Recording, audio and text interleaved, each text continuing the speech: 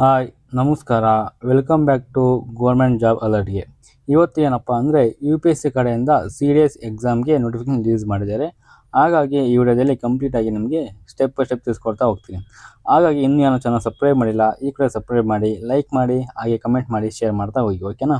ಏನಪ್ಪ ಅಂದರೆ union public service ಕಡೆಯಿಂದ ಏನಪ್ಪ ಅಂದರೆ CDS ಎಕ್ಸಾಮ್ಗೆ ಈಗ ನೋಟಿಫಿಕೇಶನ್ ರಿಲೀಸ್ ಮಾಡಿದ್ದಾರೆ ಅಫಿಷಿಯಲ್ ಆಗಿ. ಯಾರ್ಯಾರು UPSC ಓದ್ತಾ ಇದ್ದೀರಾ, ಹಾಗೆ ಸೆಂಟ್ರಲ್ ಗೌರ್ಮೆಂಟ್ ಎಕ್ಸಾಮ್ಗೆ ಪ್ರಿಪೇರ್ ಆಗ್ತಿದ್ದೀರಾ, ಎಲ್ಲರೂ ಕೂಡ ಈ ಜಾಬ್ಗೆ ಅಪ್ಲೈ ಮಾಡ್ಬೋದು. ಓಕೆ, ಈ ಜಾಬ್ಗೆ ಅಪ್ಲೈ ಮಾಡಬೇಕಪ್ಪ ಅಂದರೆ ಏನೇ ಎಜುಕೇಷನ್ ಕ್ವಾಲಿಫಿಕೇಷನ್ ಆಗಬೇಕು, ಹೇಗೆ ಅಪ್ಲೈ ಮಾಡೋಕ್ಕೂ, ಲಾಸ್ಟ್ ಡೇಟ್ ಯಾವಾಗ ಅಂತಂದು ನಾನು ನಿಮಗೆ ಕಂಪ್ಲೀಟಾಗಿ ಈ ವಿಡಿಯೋದಲ್ಲಿ ತಿಳಿಸ್ಕೊಡ್ತಾ ಹೋಗ್ತೀನಿ. ಏನಪ್ಪ ಅಂದರೆ UPSC ಕಡೆ ಏನಪ್ಪ ಅಂದರೆ ಈಗ ಅಫಿಷಿಯಲ್ ಏನಪ್ಪ ಅಂದರೆ 11/2026 ಅಂದರೆ ಇದು CDS ಎಕ್ಸಾಮ್ ಆಗಿರುತ್ತೆ, ಓಕೆನಾ. ಇದು ಬಂದ್ಬಿಟ್ಟು ದಿನಾಂಕ ರಿಲೀಸ್ ಆಗಿ ನೋಟಿಫಿಕೇಶನ್ ದಿನಾಂಕ ಬಂದ್ಬಿಟ್ಟು 20/5/2026 ಅಂದರೆ ಇದೇ ಮಂತ್ 20ನೇ ತಾರೀಕು ಅಫಿಷಿಯಲ್ ಆಗಿ ನೋಟಿಫಿಕೇಶನ್ ರಿಲೀಸ್ ಮಾಡಿದ್ದಾರೆ. ನೆಕ್ಸ್ಟ್ ಬಂದ್ಬಿಟ್ಟು ಏನಪ್ಪ ಅಂದರೆ ಇದನ್ನು ಪರೀಕ್ಷಾ ಮಂಡಳಿ ಬಂದ್ಬಿಟ್ಟು ಏನಪ್ಪ ಅಂದರೆ UPSC ಇದೊಂದು ಪರೀಕ್ಷಾ ಮಂಡಳಿ ಆಗಿರುತ್ತೆ, ಓಕೆನಾ. UPSC ಕಡೆಯಿಂದ ನಿಮಗೆ ಎಕ್ಸಾಮ್ನ ಕಂಡಕ್ಟ್ ಮಾಡ್ತಾರೆ. ಇವರೇ ನೋಟಿಫಿಕೇಶನ್ ರಿಲೀಸ್ ಮಾಡೋದು, ಇವರೇ ಎಕ್ಸಾಮ್ ಕಂಡಕ್ಟ್ ಮಾಡೋದು, ಹಾಗೆ ಇವರೇ ಕೂಡ ಫೈನಲ್ ಆಗಿ ನೋಟಿಫಿಕೇಶನ್ ರಿಲೀಸ್ ಮಾಡ್ತಾರೆ, ಓಕೆನಾ.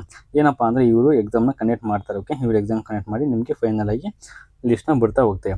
ಅದಾದಮೇಲೆ ಪರೀಕ್ಷೆ ದಿನಾಂಕ ಬಂದ್ಬಿಟ್ಟು ಯಾವಾಗಪ್ಪ ಅಂದರೆ ನಿಮಗೆ ಪರೀಕ್ಷೆ ದಿನಾಂಕ ಬಂದ್ಬಿಟ್ಟು 13/9/2026 ಅಂದರೆ ಇದೇ ಇಯರಲ್ಲಿ ಸೆಪ್ಟೆಂಬರ್ 13ನೇ ತಾರೀಕು ಭಾನುವಾರ ನಿಮಗೆ ಎಕ್ಸಾಮ್ ಕೂಡ ಕಂಡಕ್ಟ್ ಮಾಡ್ತಾ ಹೋಗ್ತಾರೆ, ಓಕೆನಾ. ಅವರು ಅಫಿಷಿಯಲ್ ಆಗಿ ಏನಪ್ಪ ಎಕ್ಸಾಮ್ ಕೂಡ ಯಾವಾಗಿದೆ ಅಂತ ಕೂಡ ಇಲ್ಲಿ ಕಂಪ್ಲೀಟಾಗಿ ತಿಳಿಸ್ಕೊಟ್ಟಿದ್ದಾರೆ. ನೀವು ಕೂಡ ಏನಪ್ಪ ಅಂದರೆ ಎಕ್ಸಾಮ್ ಅಪ್ಲೈ ಮಾಡಿ ಪ್ರಿಪೇರ್ ಮಾಡ್ತಾ ಹೋಗ್ಬೇಕು, ಓಕೆ. ಹಾಗೆ ನೆಕ್ಸ್ಟ್ ಬಂದ್ಬಿಟ್ಟು ಏನಪ್ಪ ಅಂದರೆ ಒಟ್ಟು ಹುದ್ದೆಗಳು ಎಷ್ಟು ಖಾಲಿ ಇದಾವಪ್ಪ ಈ ಜಾಬಿಗೆ ನಾವು ಅಪ್ಲೈ ಮಾಡೋಕ್ಕಪ್ಪ ಅಂದರೆ ಒಟ್ಟು ಹುದ್ದೆಗಳು ಎಷ್ಟು ಖಾಲಿ ಇದಾವಪ್ಪ ಅಂದರೆ 451 ಹುದ್ದೆಗಳು ಇಲ್ಲಿ ಖಾಲಿ ಇದ್ದಾವೆ ಅಂತ ಇಲ್ಲಿ ಅವರು ಅಫಿಷಿಯಲ್ ಆಗಿ ತಿಳಿಸಿ ಕೊಟ್ಟಿದ್ದಾರೆ.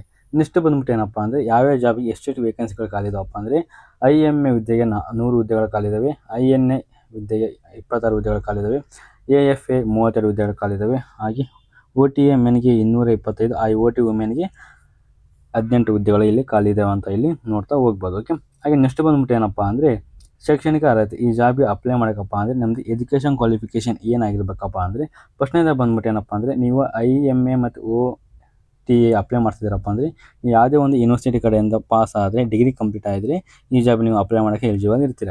ಹಾಗೆ ನೆಕ್ಸ್ಟ್ ಬಂದ್ಬಿಟ್ಟು ಏನಪ್ಪ ಅಂದರೆ ನೀವು INAಗೆ ಅಪ್ಲೈ ಮಾಡ್ತಿದ್ರೆ ನೀವೇನಪ್ಪ ಅಂದರೆ PUCಯಲ್ಲಿ ಕಂಪಲ್ಸರಿ ಫಿಸಿಕ್ಸ್ನ ಮಾಡಿದರೆ ಮಾತ್ರ ಏನಪ್ಪ ನೀವು ಈ ಜಾಬ್ಗೆ ಅಪ್ಲೈ ಮಾಡೋಕ್ಕೆ ಎಲಿಜಿಬಲ್, ಓಕೆ. ಫಿಸಿಕ್ಸ್ ಮತ್ತು ಮ್ಯಾಥ್ಸ್ನ ಮುಗಿಸಿರ್ಬೇಕು, ಓಕೆನಾ. ನೀವು PUC ಸೈನ್ಸ್ ಮಾಡಿದರೆ ಇದೆಲ್ಲ ಇನ್ಕ್ಲೂಡ್ ಆಗಿರುತ್ತೆ, ಓಕೆ.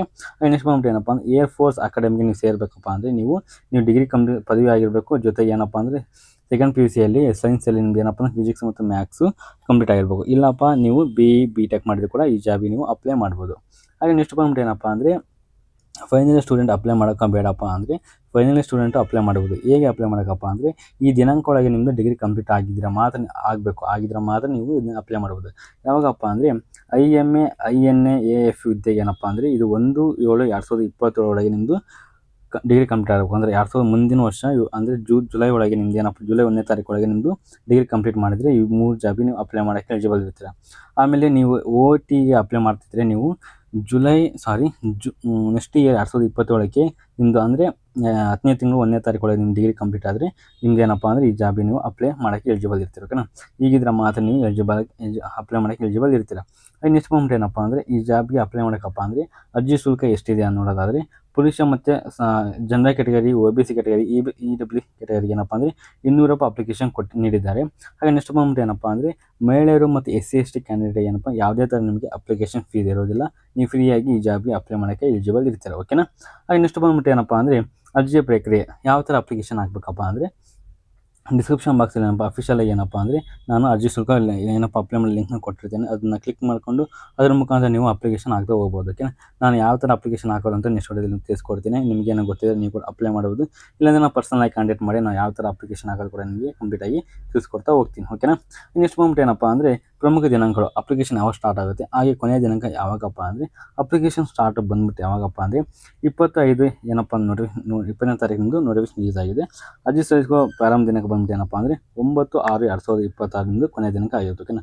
ಆಲ್ರೆಡಿ ಅಪ್ಲಿಕೇಶನ್ ಸ್ಟಾರ್ಟ್ ಆಗಿದೆ. ಜುಲೈ 9ನೇ ತಾರೀಕು ನಿಮ್ಮದು ಕೊನೆಯ ದಿನಾಂಕ ಆಗಿರುತ್ತೆ ಅಪ್ಲೈ ಮಾಡೋಕ್ಕೆ. ಹಾಗಾಗಿ ನಿಮ್ಗೆ ಯಾರು ಇಂಟ್ರೆಸ್ಟ್ ಇದ್ದರೆ ಹೋಗಿ ಅಪ್ಲೈ ಮಾಡ್ಬೋದು, ಓಕೆ. ಏನಪ್ಪ ಅಂದರೆ ಪರೀಕ್ಷೆ ದಿನಾಂಕ ಬಂದ್ಬಿಟ್ಟು ಯಾವಾಗಪ್ಪ ಅಂದರೆ ಸೆಪ್ಟೆಂಬರ್ 13ನೇ ತಾರೀಕಿಂದ ಪರೀಕ್ಷೆ ದಿನಾಂಕ ಕೂಡ ಅಫಿಷಿಯಲ್ ಆಗಿ ಏನಪ್ಪ ರಿಲೀಸ್ ಮಾಡಿದರೆ ಇದು ಫೈನಲ್ ಆಗಿರುತ್ತೆ, ಓಕೆ. ನೆಕ್ಸ್ಟ್ ಬಂದ್ಬಿಟ್ಟು ಏನಪ್ಪ ಅಂದರೆ ಈಗ ಏನಪ್ಪ ಅಂದರೆ ಈ ಎಕ್ಸಾಮ್ ಪಾಸ್ ಆದಮೇಲೆ ನಿಮಗೆ ಇಂಟರ್ವ್ಯೂಗೆ ಏನಪ್ಪ ಅಂದರೆ ಲಿಖಿತ ಪರೀಕ್ಷೆ ನಂತರ ಏನಪ್ಪ ಅಂದರೆ ಅಕ್ಟೋಬರ್ 2026ರಲ್ಲಿ ಫಲಿತಾಂಶ ಪ್ರಕಟ ಆಗುತ್ತೆ. ಓಕೆನಾ. ಫಲಿತಾಂಶ ಬಿಟ್ಟು ಆದಮೇಲೆ 1 ವೀಕಲ್ಲಿ ನಿಮ್ಗೆ ಏನಪ್ಪ ಅಂದರೆ ಇಂಟರ್ವ್ಯೂ ಕಂಡಕ್ಟ್ ಮಾಡ್ತಾರೆ. ಇಂಟರ್ವ್ಯೂ ಒಳಗೆ ಕ್ಲಿಯರ್ ಆದರೆ ನೀವು ಈ ಜಾಬ್ಗೆ ಸೆಲೆಕ್ಷನ್ ಆಗೋದು ಚಾನ್ಸಸ್ ಇರುತ್ತೆ. ಓಕೆನಾ. ನೆಕ್ಸ್ಟ್ ಬಂದ್ಬಿಟ್ಟು ಏನಪ್ಪ ಅಂದರೆ ಯಾವ ಥರ ಪರೀಕ್ಷೆ ಇರುತ್ತೆ, ಯಾವ ಥರ ಲಿಖಿತ ಪರೀಕ್ಷೆ ನಾವು ಬರೀಬೇಕಪ್ಪ ಅಂದರೆ ಮೊದಲು ಏನಪ್ಪ ಅಂದರೆ IMA, INA, AFಗೆ ಏನಪ್ಪ ಅಂದರೆ ಏನಪ್ಪ ಅಂದರೆ ಇಂಗ್ಲೀಷ್ ಪ್ರಶ್ನೆ ಪತ್ರಿಕೆ ಪೇಪರ್ 1 ಇರುತ್ತೆ. ಆಮೇಲೆ ಪೇಪರ್ 2 ಇರುತ್ತೆ. ಓಕೆನಾ. ಪೇಪರ್ 1 ಏನಪ್ಪ ಅಂದರೆ ಇಂಗ್ಲೀಷ್ ಪತ್ರಿಕೆ ಇರುತ್ತೆ. ಪೇಪರ್ 2 ಅಲ್ಲಿ ಏನಪ್ಪ ಅಂದರೆ ಜನರಲ್ ನಾಲೆಜ್ ಇರುತ್ತೆ. ಪೇಪರ್ 3 ಒಳಗೆ ಏನಪ್ಪ ಅಂದರೆ ನಿಮಗೆ ಮ್ಯಾಥ್ಸ್ ಇರುತ್ತೆ. ಓಕೆನಾ. ಟೋಟಲ್ ಆಗಿ 3 ಪೇಪರ್ ಇರ್ತವೆ. ಪ್ರತಿ ಪೇಪರ್ಗೆ 2 ಅವರ್ ಏನಪ್ಪ ಅಂದರೆ ನಿಮಗೆ ಟೈಮ್ ಕೂಡ ಇಲ್ಲಿ ಕೊಟ್ಟಿದ್ದಾರೆ. ನೆಕ್ಸ್ಟ್ ಬಂದ್ಬಿಟ್ಟು ಏನಪ್ಪ ಅಂದರೆ OT ಪುರುಷರು ಮತ್ತು ಮಹಿಳೆಯರಿಗೆ ಏನಪ್ಪ ಅಂದರೆ ಇಂಗ್ಲೀಷಲ್ಲಿ 100 ಅಂಕಗಳಿಗೆ 2 ಅವರು ಮತ್ತು ಸಾಮಾನ್ಯ ಜನರಲ್ ಸೈನ್ಸಿಗೆ 100 ಅಂಕಗಳು 2 ಅವರ್ ನಮಗೆ ಏನಪ್ಪ ಅಂದರೆ ಇಲ್ಲಿ ಎಕ್ಸಾಮ್ನ ಕಂಡಕ್ಟ್ ಮಾಡ್ತಾ ಹೋಗ್ತಾರೆ. ಓಕೆ. ಹಾಗೆ ನೆಕ್ಸ್ಟ್ ಬಂದ್ಬಿಟ್ಟು ಏನಪ್ಪ ಅಂದರೆ ನೆಗೆಟಿವ್ ಮಾರ್ಕ್ಸ್ ಕೂಡ ಇರುತ್ತೆ. ಓಕೆ. ಅಂದರೆ 1/3 ನೆಗೆಟಿವ್ ಮಾರ್ಕ್ಸ್ ಕೂಡ ಇಲ್ಲಿ ಇರುತ್ತೆ. ಅದನ್ನು ನೋಡಿಕೊಂಡು ನೀವು ಎಕ್ಸಾಮ್ನ ಬರಿತಾ ಹೋಗ್ಬೇಕು. ಓಕೆ.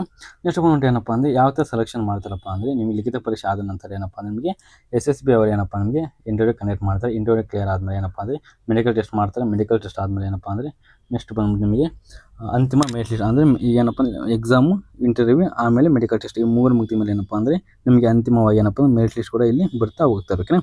ಅದಾದಮೇಲೆ ಯಾವ ಥರ ಅಪ್ಲೈ ಮಾಡೋಕ್ಕಪ್ಪ ಅಂದರೆ ಡಿಸ್ಕ್ರಿಪ್ಷನ್ ಬಾಕ್ಸಲ್ಲಿ ಏನಪ್ಪ ಅಂದರೆ ಅಫಿಷಿಯಲ್ UPSC ಏನಪ್ಪ ವೆಬ್ಸೈಟ್ ಕೊಟ್ಟಿರ್ತೀನಿ. ಅದನ್ನು ಕ್ಲಿಕ್ ಮಾಡಿಕೊಂಡು ಅದ್ರ ಮುಖಾಂತರ ನೀವು ಅಪ್ಲೈ ಮಾಡ್ತಾ ಹೋಗ್ಬೋದು. ಓಕೆ. ಅದನ್ನು ಯಾವ ಥರ ಅಪ್ಲೈ ಮಾಡೋಕ್ಕಪ್ಪ ಅಂದರೆ ನೆಕ್ಸ್ಟ್ ವಿಡಿಯೋದಲ್ಲಿ ನಿಮಗೆ ಕಂಪ್ಲೀಟಾಗಿ ತಿಳಿಸ್ಕೊಡ್ತಾ ಹೋಗ್ತೀನಿ. ಓಕೆನಾ. ಅದ್ರ ಬಗ್ಗೆ ಏನಪ್ಪ ಟೆನ್ಷನ್ ಮಾಡ್ಕೋಬೇಡಿ. ಓಕೆ. ಹಾಗೆ ನೆಕ್ಸ್ಟ್ ಬಂದ್ಬಿಟ್ಟು ಏನಪ್ಪ ಅಂದರೆ ಡಿಸ್ಕ್ರಿಪ್ಷನ್ ಬಾಕ್ಸಲ್ಲಿ ನಿಮಗೆ ಅಫಿಷಿಯಲ್ ವೆಬ್ಸೈಟ್ ಲಿಂಕ್ PDF ಲಿಂಕ್ನ ಕೊಟ್ಟಿರ್ತೀನಿ. ಹಾಗೆ ಆನ್ಲೈನ್ ಅಪ್ಲೈ ಮಾಡೋ ಲಿಂಕ್ನ ಕೊಟ್ಟಿರ್ತೀನಿ. ಅದನ್ನು ಕ್ಲಿಕ್ ಮಾಡ್ಕೊಂಡು ನೋಡ್ಕೊಳ್ಳಿ. ಹಾಗೆ ಅಫಿಷಿಯಲ್ ವೆಬ್ಸೈಟ್ ಕೊಟ್ಟಿರ್ತೀನಿ. ಎಲ್ಲ ಲಿಂಕ್ನ ಡಿಸ್ಕ್ರಿಪ್ಷನ್ ಬಾಕ್ಸಲ್ಲಿ ಕೊಟ್ಟಿರ್ತೀನಿ. ಓಕೆನಾ. ಅದನ್ನು ಕ್ಲಿಕ್ ಮಾಡ್ಕೊಂಡು ಕೂಡ ನೀವೇನಪ್ಪ ಅಂದರೆ ನೋಡ್ಕೋಬೋದು. ಓಕೆನಾ. ಇದಿಷ್ಟು ಏನಪ್ಪ ಅಂದರೆ UPSC ಕಡೆಯಿಂದ CDS ಎಕ್ಸಾಮ್ಗೆ ಅಫಿಷಿಯಲ್ ನೋಟಿಫಿಕೇಶನ್ ರಿಲೀಸ್ ಮಾಡಿದ್ರು. ಈ ವಿಡಿಯೋದಲ್ಲಿ ನಿಮಗೆ ಕಂಪ್ಲೀಟಾಗಿ ತಿಳಿಸ್ಕೊಟ್ಟಿದ್ದೇನೆ. ಈ ವಿಡಿಯೋ ನಿಮಗೆ ಇಷ್ಟ ಇದ್ದರೆ ಲೈಕ್ ಮಾಡಿ, ಕಮೆಂಟ್ ಮಾಡಿ, ಹಾಗೆ ಶೇರ್ ಮಾಡ್ತಾ ಹೋಗಿ. ಓಕೆನಾ. ಇಷ್ಟು ನನ್ನ ವಿಡಿಯೋ ನೋಡೋದಕ್ಕಾಗಿ ಧನ್ಯವಾದಗಳು.